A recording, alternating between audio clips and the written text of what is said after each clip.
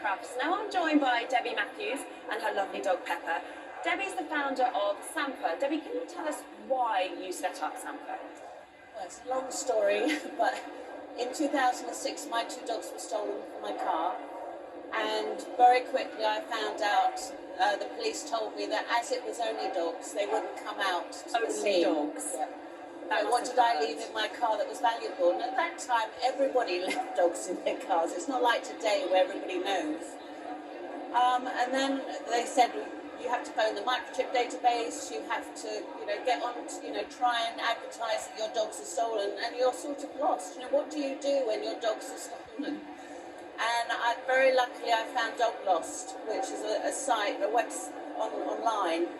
And bearing in mind, in 2006, there wasn't much around to help people. Was there not? And she told me very quickly that as they were 7 years old and neutered, they would probably be sold on for cash. So you must have felt really helpless. Oh, you do. Yeah. You do. I got posters done straight away, and that was I kept going back to the store where they'd been taken from, putting up posters, talking to people, then postering, moving out from that area. Because somebody was in a car, obviously, when they took the dogs, they'd smashed the window. Oh, it's everyone's worst nightmare. So you did actually, fortunately, get the dogs back, but you went on to set up Samper. Can you tell me what the charity does exactly? Well, what I wanted to campaign for first was to get vets to check microchips at first presentation, because both my boys were microchipped, and if they were going to be sold on, they would end up going to the vet, so that wasn't happening. But I thought, well, that was a good thing to start, so that was with my father. I started Vets Get Scanning. Because your father's actually pretty well known, isn't he? Yeah, my father's Bruce Forster. Yes. And that was the only reason I got my dogs back.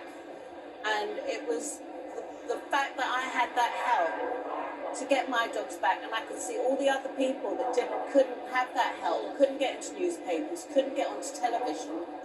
We kept going.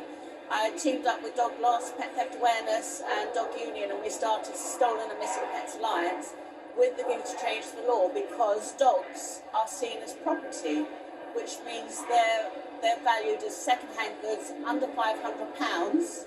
And if a thief does get caught, they'll get fined £250, even if dogs are still missing. It's really shocking to read some of the statistics around this, Debbie. I mean, I read earlier that there's, every week on average, about 60 dogs a week are snatched. And the punishment for that, it hasn't been good enough, in your opinion, which is why you campaigned to change the law, and you have had some success. Yes. So can you tell us about that? Well, we've had 3 successful petitions. People will have seen me running around these halls for years with petitions. And we had 2 debates in Parliament. We got the government set up with, thanks to Ian Duncan-Smith and Tom Hunt, we got Robert Buckland involved, Priti Patel involved, we got a pet task force involved. I mean, it was just amazing. And in November, they've actually announced that dog theft is going to be a specific offence, and it's going into the kept animal bill, and it's working its way through Parliament now. So congratulations. Obviously, well done. You turned a sad story into a success story. Congratulations. Thank you so much, Debbie. Right, let's get back to Claire, who's with Paul in the studio. Yeah, thanks, Sophie. Debbie has worked so hard and really extraordinary, because it is so distressing for people, and obviously the dogs as well, when dogs get taken. On a happier note, you have been sending us in your photos